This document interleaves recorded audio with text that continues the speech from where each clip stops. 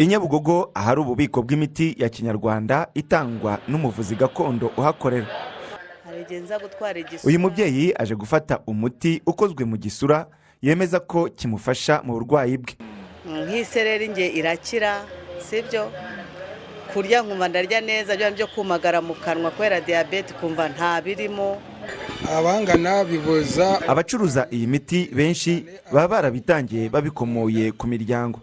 Gusa kuri ubu basanga hakwiye ko leta ishyiraho itegeko ryakumira akajagari kagaragara muri uru rwego rw'ubuvuzi.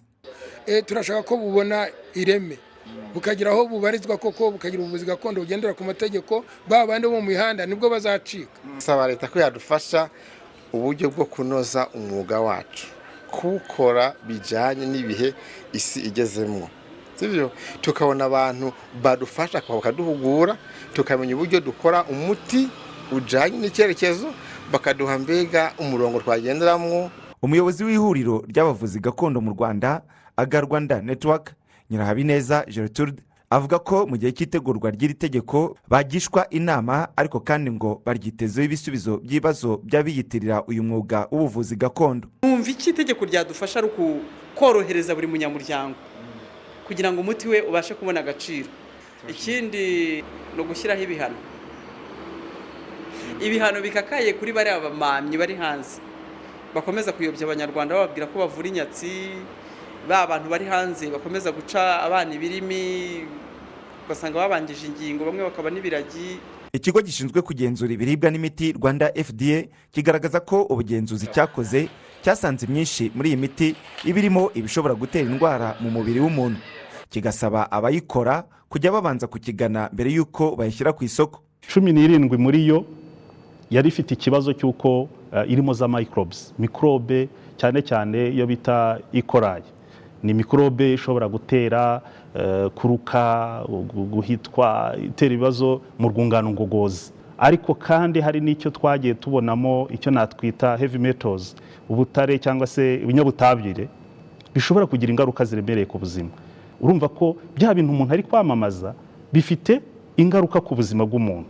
Ari nayo mpamvu tuvuga ngo wowe ngwino ubanze wegere Rwanda FDA, iyo itanga uruhushya rwo kwemererwa gukora umuti, yemeza imiti, ibanze iguhereza ibyo byangombwa biciye mu kuzuza ibyo bisabwa. Minisiteri y'Ubuzima ivuga ko hashize imyaka 2 hashyizweho politiki igenga ubuvuzi gakondo hagamijwe kubishyigikira no kubuha umurongo. Gusa ubu itegeko rigamije gusubiza mu buryo imikorere yabo riri kwihutishwa, nk'uko bisobanurwa na Dr. Ntiyabose Corneille, umuyobozi ushinzwe serivisi z'ubuvuzi. Twibaza ko mu mpera z'uyu mwaka yaba itegeko rishyiraho urugaga rw'abavuzi gakondo tuzaba dufite turifite inzego zidukuriye niriryemeza, ndetse na serivisi zo kwa muganga hakubiyemo na serivisi z'abavuzi gakondo, uburyo zitangwa n'ibibujijwe. Niyo tuzavuga se umwana yemerewe kuvurwa mu bavuzi gakondo, umudamu utwite yemerewe kuvurwa mu bavuzi gakondo, bemereye gushyira mu bitaro, kuko hari n'ahandi tugenda tubona ugasanga afite abantu 4-5 amaranye iminsi ari guhereza imiti. Ese hospitalisation iremewe, byo twita gushyira mu bitaro, ibyo byose bizaba bikubiye muri iryo tegeko kandi rigeze kure, kandi hari na commitment y'ubuyobozi bwa Minisiteri y'Ubuzima kugira ngo byihute bishyire ku murongo bimwe mu bibazo dusa nkaho dufite muri serivisi z'ubuvuzi, ndetse bidufashe no gufata ibyemezo mu gihe bikwiriye. Kuri ubu mu ihuriro ry'abavuzi gakondo mu Rwanda habarirwa abagera ku 3,000, ariko ubuyobozi bwaryo bukavuga ko hari abagera ku 5,000 batitabiriye kwimenyekanisha muri iri huriro.